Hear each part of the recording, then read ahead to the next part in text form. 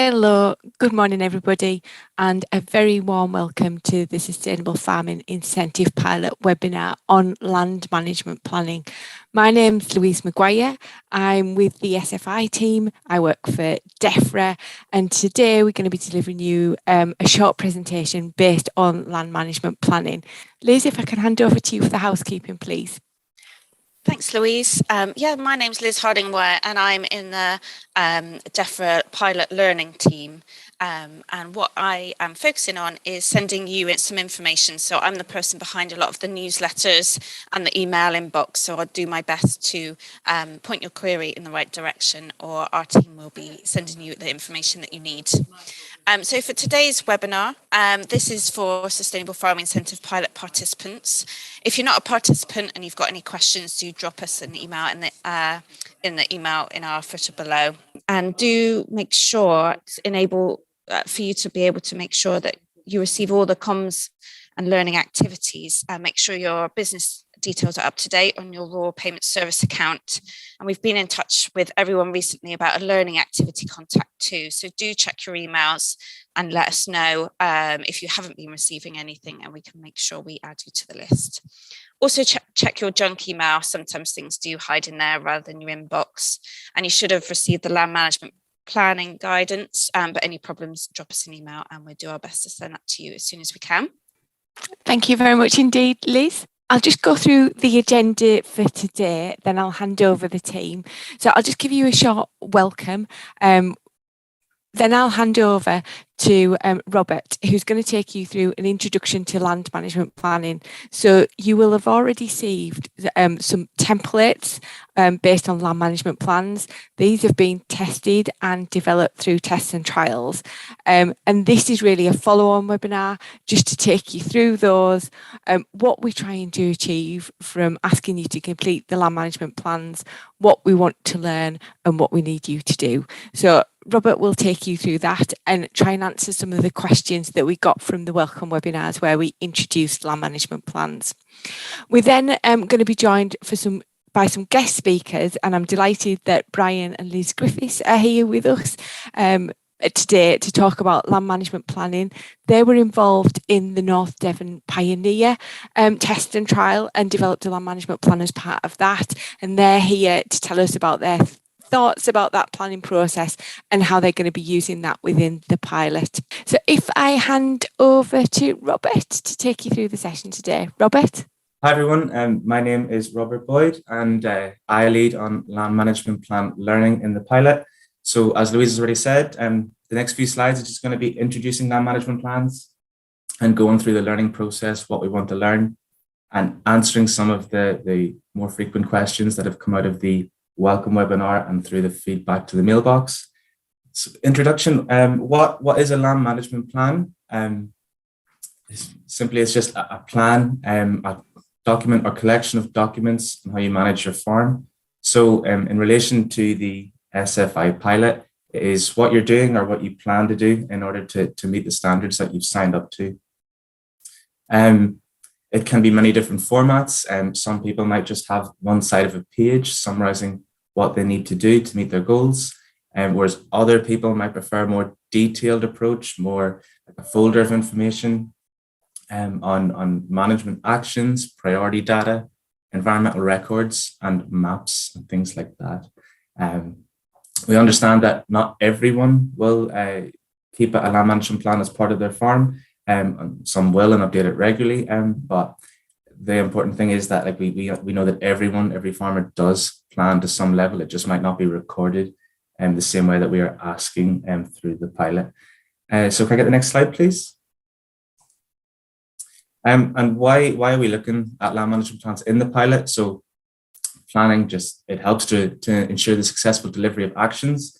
It reduces risk, and the product of that, the planning process, the plan itself, can be a reference tool with all the necessary resources that you need to deliver on the goals you've signed up to that you want to implement on the farm. And we have already looked at land management planning in tests and trials, and we've looked at this with around 2,000 farmers, and they found them really useful. So the plan itself could be used as to develop a baseline inventory of what the farm was already delivering, and contributing to the scheme. But they also found the planning process useful because it helped them to understand what they had signed up to and helped them to understand how that would impact on their farm. Some of the key findings from tests and trials was that it developed an increased understanding of new concepts and phrases that they wouldn't have been familiar with before entering the scheme. And it provided a mechanism to monitor and record progress. It increased their awareness of their actions, how they would affect the environment and how they would affect their farm. And it reduced the risk from implementing unsuitable actions. The whole purpose of the pilot is to learn from it and generate evidence and work out what works and what doesn't work. We can then take this evidence to policy teams so that it can help them develop the schemes to suit people, that suit participants that are going to enter them. And these aren't all the things you want to cover under land management plan learning, but it is just some of them to give you an idea. So are plans useful? And if so, what are the common features that people request? When should we request a plan? Should it be a few months after the agreement goes live? Should it be at the start when you're choosing your standard? What support is required in creating the plan? And where can the plan fit into other processes in the scheme just to reduce bureaucracy and reduce paperwork? Next slide, please. So this is a simple illustration of the learning process for land management plan learning. And we're going to repeat this in cycles throughout the pilot for each learning theme, each learning activity. So we're going to start off with focused research with a small number of participants. So this could just be a focus group. It could be one-to-one interviews, it's small numbers of people, and it will allow us to really delve into the policy questions and find out people's thoughts and views on those. Next, we will validate these results in a survey, and that will be sent to all participants so that we have our broad evidence covering the whole pilot population. And then we can then take this to policy teams and to show what we have found. Just to point out that when we do generate this evidence, we will be taking it to policy teams, and it makes up one element of what they'll be looking at when they design policy. So just as an example, we might get people request online maps be made available, and they might want them to come pre-completed with RPA data sets. It means it's less time that they will have to spend filling them in. So that would be a sensible idea, but it's working out then, have we got the IT and have we got the resources to process all the information in the maps and then send it out to participants. So that's just an idea of where this compromise comes into play. But we do intend to implement a feedback loop. So whenever we take evidence to policy teams, we will be asking where they're using it, and if they are using it, great. If not, why not? And then we can feed that back to you, the participants, just to show where your evidence is being used and how it is being used. Anyone that was at the welcome webinar, these next two slides will be familiar, but it's good to have them all in one place. So what we need you, the pilot participants, to do, so we're going to ask that you think about how you made your decisions about the standards, what did you take into consideration and how did you record it? So looking at this from a hindsight perspective as to when you were making your decisions on the standards. We'll ask that you look at the guidance templates and videos and decide if there is an approach that you would like to take, and then create or update your existing land management plan. So as I've said at the start, a lot of people might not have done this land management plan before, so we don't expect it to be perfect, but it's important that you just make a start on it, design it how you think it would be useful, and then we can learn from that. We ask that you take part in land management plan learning and engagement activities. This is your chance to give us some feedback, tell us what you think, and then influence the future of scheme design. So we had a survey that went out about 2 weeks ago, and I think it's either closed or just closed. And so thank you to everyone that filled that in. We got some really good feedback on that.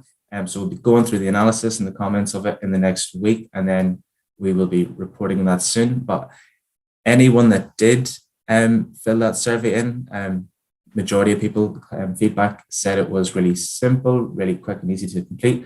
And that is the same format that I'll be taking for all the surveys as part of LMP learning. So I encourage everyone to take part in those because the feedback from that is really useful.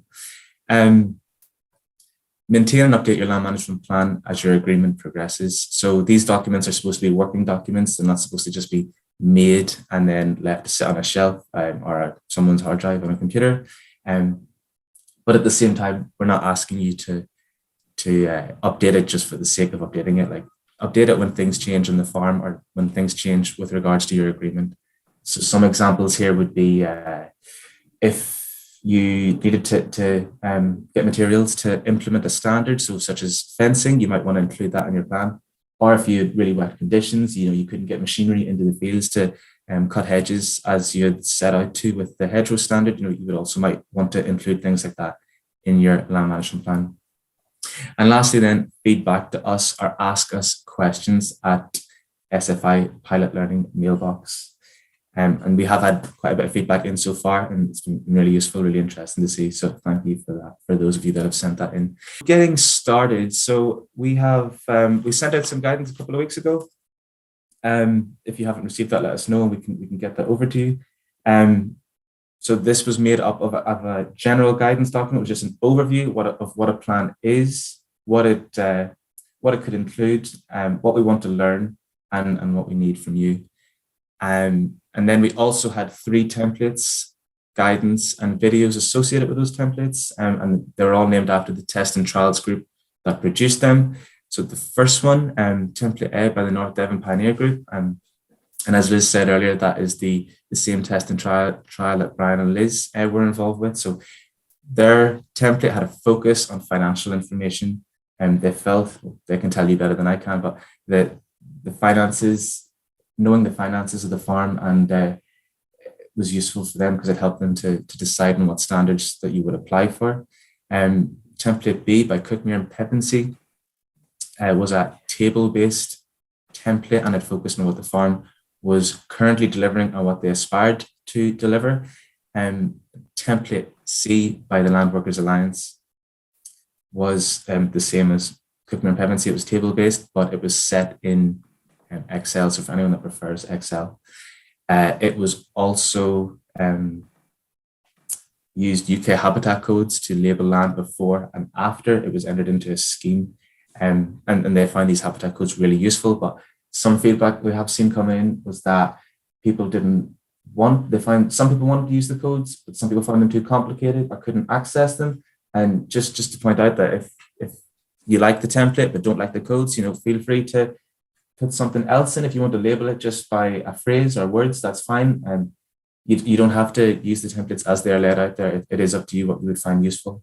And then, so that's what I've said at the bottom. You can use all or part of these templates or develop something yourself. The important thing is to make a start on your plan. It can be online.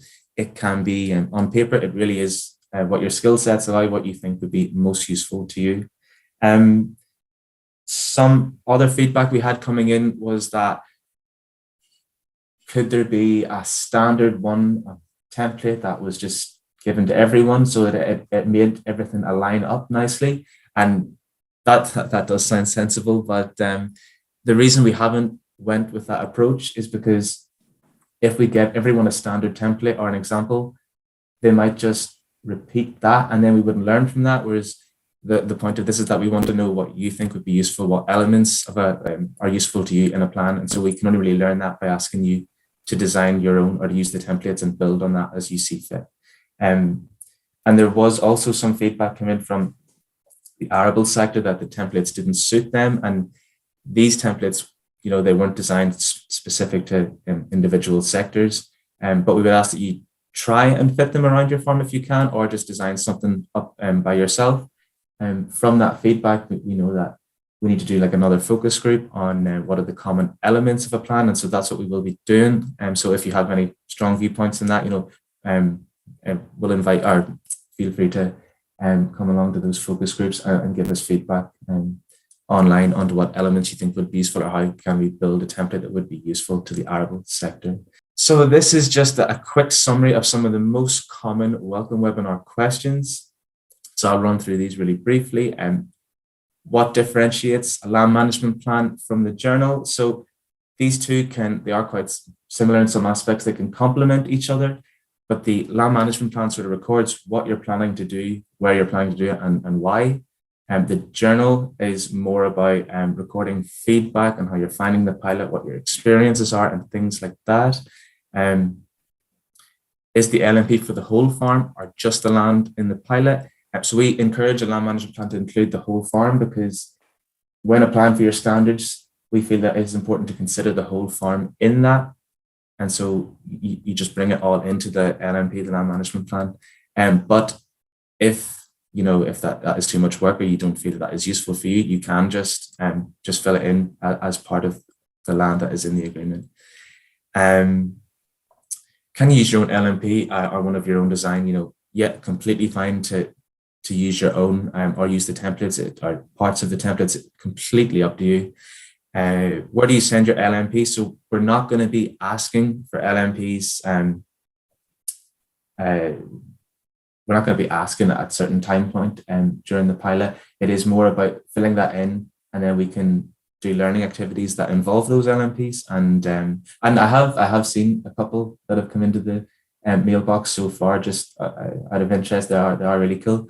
And people using things like the Cookmere Impediment template, and then adding in things like financial information from the North Devon Pioneer, or adding in risk assessments. And so it was really cool to see those coming in and getting that feedback.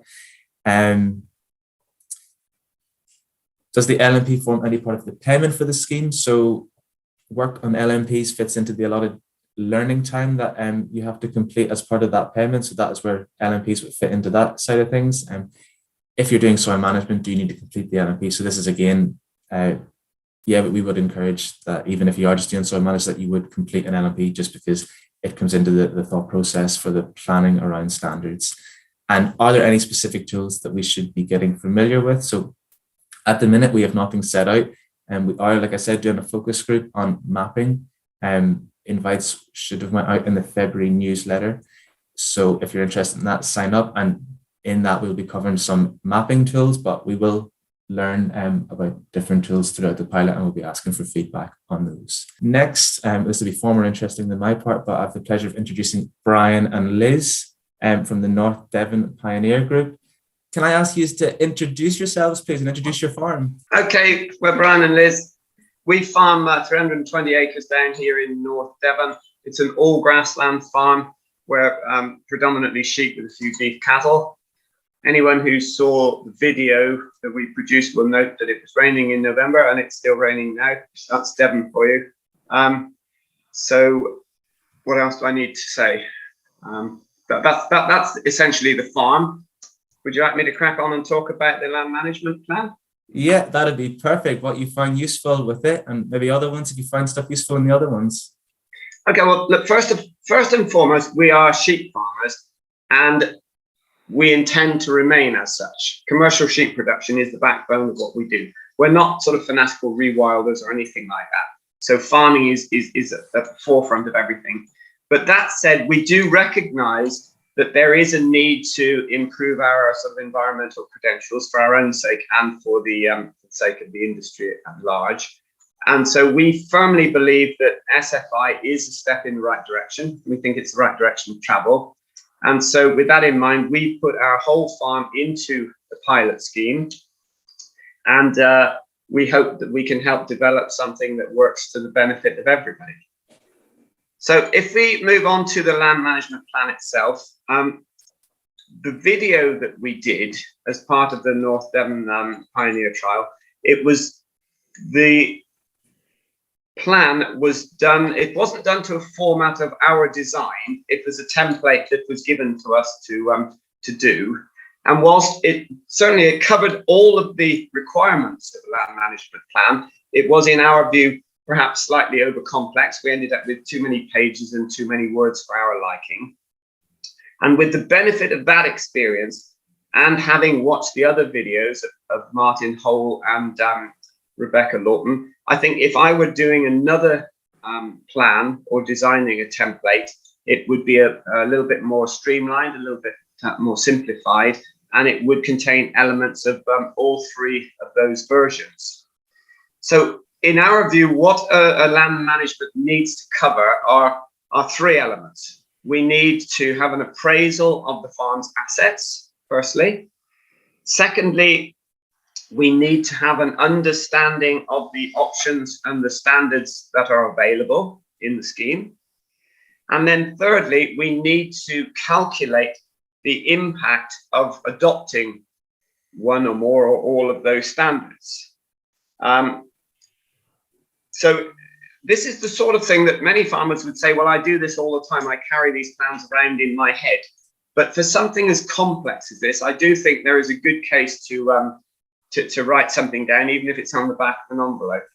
And so if we'll break down those three sort of elements, we'll go into a little bit more detail and give you some idea of how we see it actually working in reality. So we started to appraise the farm business. We actually used a simple map, and to me, the visualization of maps is key to the plan, really. It's much easier to carry a picture in your head than a table or a page of words. The maps we used were actually, I just photocopied those that we had from years ago from ELS and stewardship, just basic maps of the farm, hopefully that fitted on an A4 piece of paper. So we created a map, a simple map with a natural capital of the farm, the woods, the hedgerows, the watercourses, and the infrastructure as a basic. This is what we have. But we also needed to assess the finances of the farm, where we stand, a knowledge of the reduction of BPS that's coming, our own skill sets, the succession that for the business, and to our mind, perhaps most importantly, our personal preference and the wish that we wish to remain sheep farmers. Having done that appraisal, we then went to research the 8 standards on offer. We have a recognised division of labour in this household. So I went to gov.uk, I went on UK's Soil Observatory, I went on Magic Maps, I looked at the habitat codes and failed miserably on that one. And I found standards, aims, actions. I read links to the guidance, and I printed lots of paper, which is probably not good, and I used lots of highlighters. And then I tried to condense each standard onto an A4 piece of paper that Brian would look at, in essence, agreeing with, are we all there? Agreeing with Martin Hull that an A4 piece is about the best way to do things, and then that would fit in Brian's pocket when he's out and about, rather than a file. And we're not very good app users. So then, I hope you can still see us. Can you give us a thumbs up if you can, or have you lost us? Oh, we can still see you. Good. All right, we're having just our techie problems, isn't it? Go. It's just a woo. So then, the third element, then, armed with that map and Liz's condensed notes on the standards, we toured the farm field by field, and in each field we posed the question, do any of these standards fit? And very, very importantly, do I really want to engage with that standard in this field? And that is not always a given. For example, a nice flat field just outside the buildings, I want to farm it, I want to make silage on it and so on, and I don't want to revert it to tussocky grassland, for example. So we toured the farm and we sort of annotated that map. Then we came back to the house for what I consider to be the fun part, the number crunching. And so again, we posed the questions, if we apply a particular standard, what are the pros and cons of that? Will it increase or decrease our workload? Will it reduce productivity? If so, how much? What are the benefits to the environment? Will it require capital funding? And what is the financial reward on offer for that? Okay, so we went through all of that step by step, and then we came up with a plan.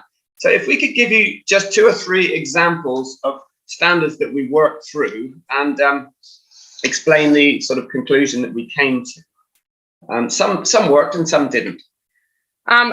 We looked at the improved grassland soil standard. We're a all grassland permanent pasture farm.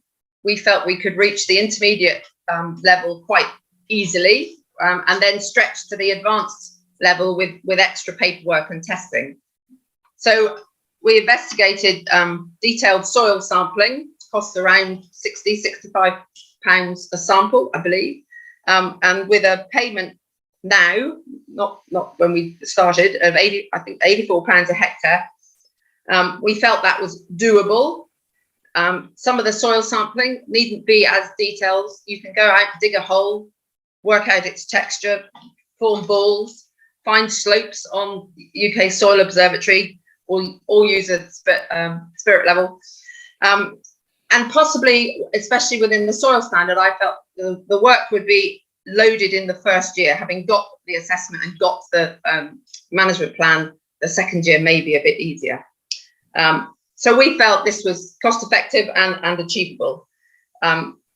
With the hedgerow standard, we had a few more issues finding the right level.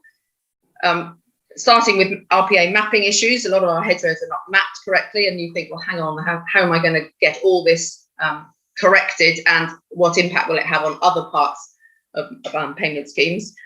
So we ended up putting in a few hedges just to be in the scheme and to see how it worked at an introductory level, £19 per 100 metres. We didn't feel the benefits were huge, and we wanted to maintain flexibility as sheep farmers. We didn't want a lot of brambles growing out. We wanted to be able to side some, perhaps not top them. And for all standards, it's a matter of finding the sweet spot that suits you and your situation. In the improved grassland standard, there is an option to take out 2 or 5% of the grazing land in field corners. Now, this is a very, very emotive subject. The gut reaction of many farmers is to say, well, I need that land, I need it to produce sheep. So again, we sat down and we worked through this standard systematically, having toured around the farm and identified potential areas that it might work. So first step was, how many sheep is that corner carrying? Second, what is the profitability of an individual sheep? It's fairly simple maths. It's quite interesting to look into. What is the benefit to the environment? We felt it was huge. Would there be grant funding for the fencing? Hopefully. The whole thing falls rather flat if it doesn't, but we're counting on that one. And then there's the personal perspective. Do I want to be pursuing sheep into awkward corners when I'm 65? And that comes into play. And on balance, we felt that we could go with the intermediate level and take out 5% of grazing and still allow us to produce off most of the farm. So I'm going to conclude. I think most of us do carry our land management plan, or the essence of one, in our heads, and it doesn't hurt to write things down occasionally. I think our land management plan will end up as a folder that can be added to as schemes develop and the local nature recovery and the landscape stuff comes on course. I think it will have a natural capital asset map in it. I think it will have maps showing where the standards will be actioned. A few spreadsheets, tables of actions to be done, costs, benefits, and probably a timeline of what we're supposed to do when. But most importantly, a short sentence that reflects our personal preference. In essence, we are a commercial, we want to maintain commercial sheep production whilst enhancing our natural environment for us all. And that's it. Thank you, Robert. Thanks both. That was really interesting to hear, and I'm sure the pilot participants as well found it really interesting. Thanks so much for taking part in that and giving us your views on that.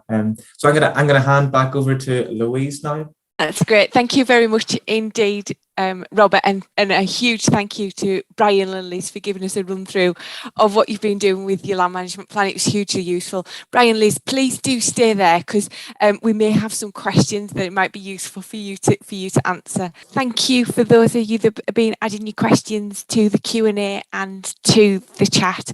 What we'll try and do now is take some of those questions. If I just go to the chat first, just to address some of the questions that we've got, and some of them are really helpful comments for us to have a look at. So John suggested that a checklist of possible things to include in a land management plan would be useful. So Robert, we'll take that one away and have a think about that one, how best to do it. think we've had a couple of people come through on the chat saying there is no one standard template, every farm is different, and we completely take that on board. We want to learn from you what works and what doesn't work for you. Templates may be one of the ways to go, and count this as a learning exercise. So what we'll be doing is later on understanding which template you've used, if you've already had one in place already, if you've developed your own land management plan. And these are the things that we're wanting to learn, whether a standard template will be helpful or not, or whether it is simply just a list of things that need to be included. So let's turn our attention to a couple of other people just before we move on from the chat. There's a couple of other people saying it would be really interesting to see other people's land management plans.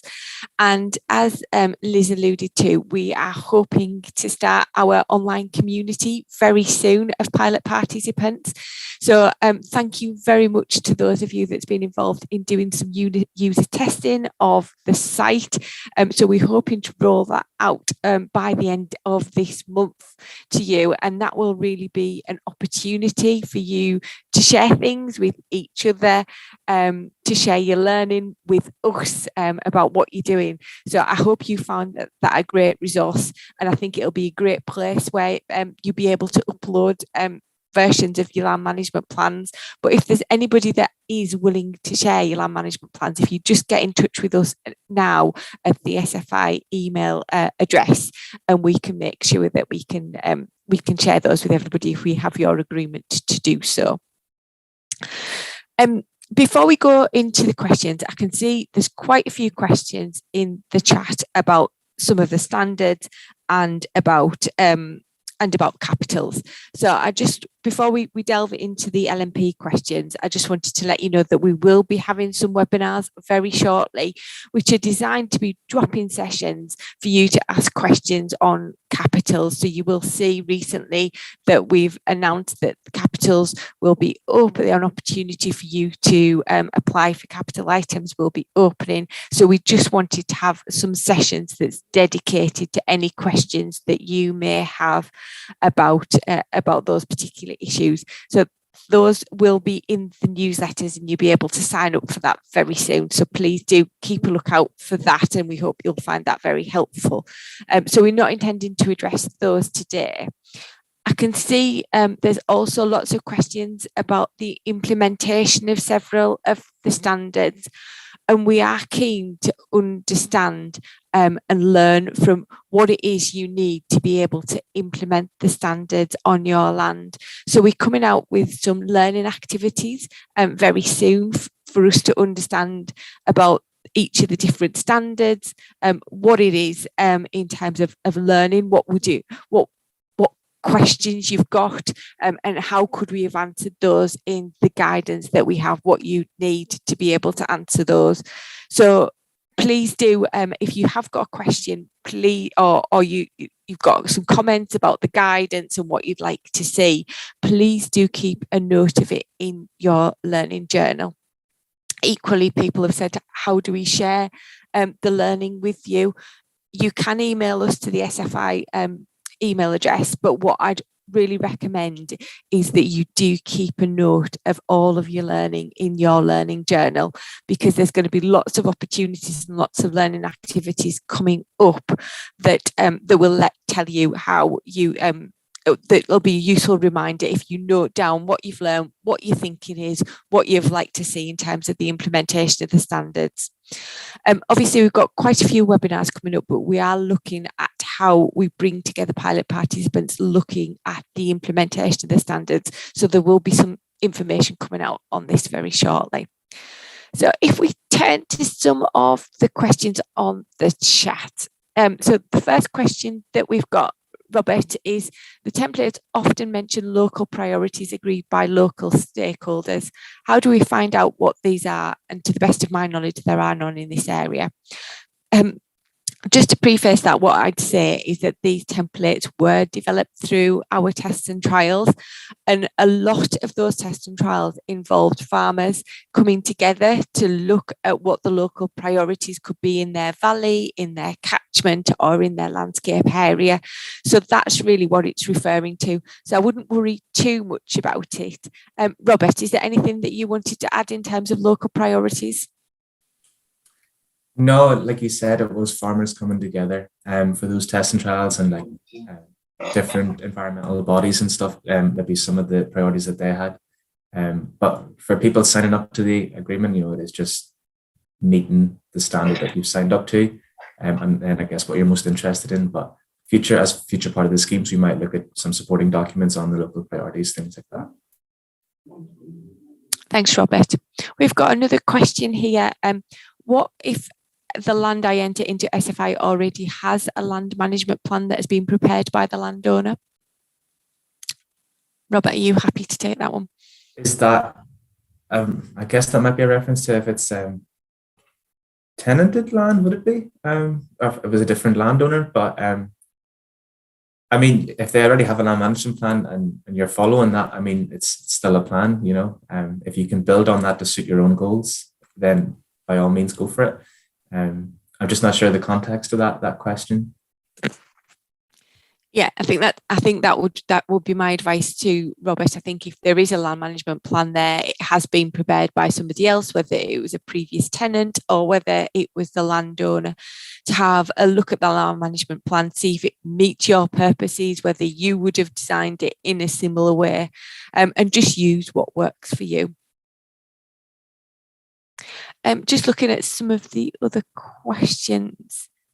We've got a couple of questions here. Will there be a payment for producing a land management plan in the full rollout of the Sustainable Farming Incentive Scheme? I think that's a really good question that I can't answer right yet. But what we are seeking to do through the pilot is understand how land management plans could be useful. If they're not a useful tool, and what we hear from you is that they're not useful, they're not a good way to help you to apply to the new schemes, but also to understand what you've delivered and what you haven't delivered in terms of, to keep track of the environmental delivery that you're doing, then we need to understand what the purpose is, and if you're using them. If you're not using them, obviously we wouldn't then roll them out. So I think it's a key learning for us to understand how they're used by pilot participants before we make any decisions about whether they're rolled out into some of the future schemes. Robert, anything you wanted to add to that? No, you've said it all. I guess just that ideally, if we could roll this out without paying for guidance and it's owned by the farmer, like that would be the ideal. And so in part of the pilot learning will be if we can do that. But yeah, there's no full on decisions made for the full pilot or for the full SFI scheme. Thanks, Robert. Will we be asking to see a land management plan at any stage? And I would say yes, we are likely to be asking to see your land management plans.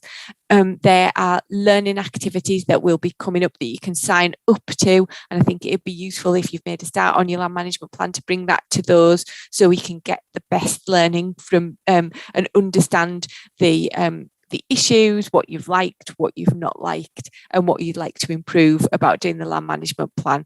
So yes, we will be really interested to see the land management plans. We will let you know when that is, but we recommend that you bring them with you to any learning activities that you sign up to do, because that'll be useful. Lots of questions, Robert, coming through that I don't think we can answer. But you may want to take forward around accurate mapping tools. Yeah, I will look at those. I've seen a lot of hedging ones as well for mapping my hedges and stuff, so I'll take that away and build on that, possibly with the mapping focus group that we're going to do next week as well. Thanks, Robert. Really good to hear some of your experiences to date about developing your land management plans and having a think about them. So that's really useful. Please do keep a note of how useful you found the exercise. Yes, I am sorry about the questions reordering in the Q&A. I see we've got some comments. It is the voting up and down. If somebody votes a question up, they do jump around a bit. So I am sorry about that. Hopefully that it will have helped giving us the 5-minute break. Liz, any questions that I've missed that you can see, particularly about land management plans? Just flicking through, is there any timelines for land management plans was one question, and also do we need to see land management plans? So those would be helpful if you could answer those. Thanks, Liz. So in terms of seeing land management plans, I think, yes, we are very keen to see your land management plans, and they'll be really useful for some of the learning activities that we've got up and coming. So please do bring them along to your learning activities, and we will let you know when's the best time to see them. As I already said, if there's any of you that have completed a land management plan and want to share what you've done, please do let us know, and we can think of the best way of how we share that across the community. Robert, anything that you wanted to add to that? No, I did see a comment about it would have been better to do this earlier on in the pilot, and yeah, like it would have been whenever you were making your decisions and standards, like that would have been the optimum time. But just with getting agreements to go live, it was probably we couldn't just come to you before that with this learning activity. So that's why we're doing it now. And then there is a lot of other things that we'll be looking at on LMPs, on land management plans, throughout the course of the pilot as well. So yeah, like it was a fair comment, and that's just why we're looking at this now as opposed to earlier on. Yeah, thanks, Robert. And I think it is fair to say that we are willing to learn at what point is the land management plan most useful to you. Is it for application, or is it to monitor the environmental delivery that you're doing on your land? So we're keen to hear about what it will be best. But yeah, very much take your point that it would have been good to introduce this a little bit earlier. But again, all useful learning for us to reflect on. Robert, what's your thoughts in terms of timescales of the land management plan? When do people need to begin completing these? I would say just as soon as you can. So we have a lot of people have already started. So it looks like there is enough information there for people to get started. And because it really helps us then with our learning activities, so focus groups and giving us feedback on those. And definitely for the next few focus groups, we're going to be going into common elements. It's really useful to have something set in front of you and to know what you find useful. So yeah, like it started by now, and it really shouldn't take that long to complete. But if you are really struggling, you can always send a message into the mailbox and we can see what we can do to help with that. That's great. Thanks, Robert. I'm just having a quick look through any of the questions. I know we've got some questions on the chat as well. See if we've got anything else that we can answer for you today. Liz, any questions that you think we can answer that I've missed? I've been doing my best to type, so I haven't pulled any out. I think we've answered quite a few of the questions. There are quite a few coming in. I think a lot of them are asking for a lot of the questions are reflecting on what we've already said in terms of, are there any useful sites or information that would be helpful for people? So we'll have a look at that a list. There is going to be a recording of the webinar that we will be able to send out to everybody, so you'll be able to listen back to the questions. We'll endeavour to get a checklist out to people, as well as some sources of information that might be useful for you to draw on when you're developing your land management plans. Brian, Liz, was there any reflections that you wanted to add from the Q&A that we've had today? Yeah, we've identified two things. We're going to bicker about who goes first. Have you got us on picture? I'm going to start. Can you hear us okay? We can. Good. That's great. Thanks, Brian. Thanks, Liz. There were lots of questions on hedgerows. We fell foul and we've had to apply for our BPS to be looked at again because of some hedgerow issues. The mapping issues are horrendous with hedgerows, and that's why we only put in a few of our hedgerows.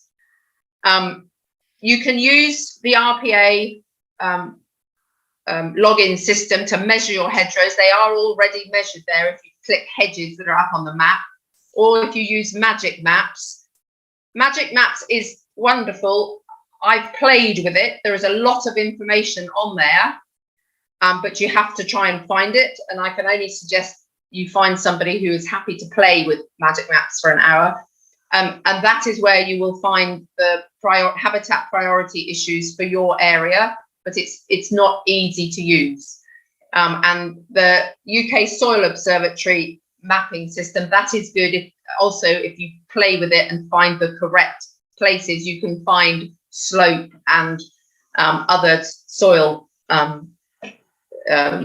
details. But it's a matter of playing, and I'm by no means an expert of using any of them. But there is information there freely available if you've got 2 or 3 hours to play. That's my comment. She may not be an expert, but she's a damn sight better than I am. The other point that I wanted to bring up, I noticed several people have referred to this sort of forum and the need to have discussion groups. I noticed on the chat, somebody, Kitty Hamilton, suggested that we need to be able to talk to like-minded people. So if and when you do get this forum set up, and it's very important and very urgent that you do, we need the facility to be able to focus on relevant issues and speak to like-minded people. You know, for example, I know nothing about arable at all and no interest in salt marshes. So we need to be able to drill into the detail and talk to like-minded people. All right. Thank you. That's lovely. Brian, Liz, thank you very much indeed for coming along today. We really, really appreciate it. Take your points back as well on mapping issues and the forum. Yeah, the forum is really, really important that we get that out there. We want you to come together as a group of farmers that's in the pilot, and I know that you're keen to talk to each other and share, and we hope that's an opportunity for you to do this. As I said, we are just we've got some of you that I know that I wanted to thank you for your time that's been testing the site for us this week and last week to make sure, but it will be very much learn as we go. So we're very dependent on you telling us what you'd like to see from the online community, but we very much looking forward to roll that out to you later on this month. Any webinars will be, I think Liz has added a link into the chat, but also they're on the newsletter as well. So just look out for that coming into your inbox, and you can sign up for future webinars on there. So I think, Liz, was there anything else that I forgot to mention? Just to say there'll be a quick question when we close the webinar. We've got another land management plan webinar next week, but you don't need to attend if you've come to this one, and we'll circulate the recording so you can re-listen at your leisure. That's great. Thanks, Liz. I'd just like to thank all of the DEFRA attendees for coming along today and answering some of your questions. We really, we hope that you found this useful. Please do let us know. As Liz says, there will be a question pop up, so give us some feedback, because this will help us shape future webinars. And a very warm thank you again to Brian and Liz for coming along today and bringing the land management plan to life. So thanks everybody for coming along.